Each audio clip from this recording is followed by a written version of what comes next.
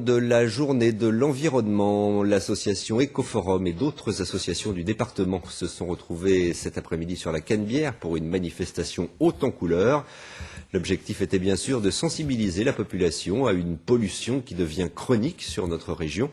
Il s'agissait aussi d'interpeller les pouvoirs publics. Rien que cette semaine, pour rappel, 3 jours consécutifs de pollution à l'ozone ont été enregistrés dans les Bouches-du-Rhône ainsi que dans le Vaucluse. Reportage de Philippe Fabrègue et Emmanuel Zini. Cabuche dans l'air, y en a plein l'atmosphère, ça pue.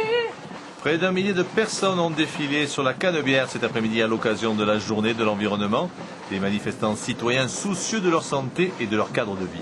On est la plus grande région de tumeurs au cerveau à cause de la pollution de l'eau et de l'air et qu'on est la région la plus cancéreuse de France depuis plus de 30 ans.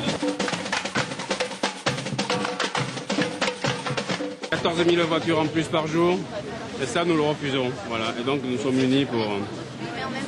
Nous le refusons parce que ça fait de la pollution, ça fait du bruit et beaucoup d'accidents aussi, et c'est plus vivable. Si de plus en plus d'associations tentent d'alerter le public, les dangers qui pèsent au quotidien, les scientifiques eux aussi sont dans la rue, car aujourd'hui il y a urgence. Même si on ne le voit pas, il est clair que la pollution, notamment atmosphérique, elle tue environ 3 millions de personnes dans le monde par an, c'est pas négligeable, donc, et elle ne fait qu'augmenter, c'est-à-dire qu'elle ne diminue pas.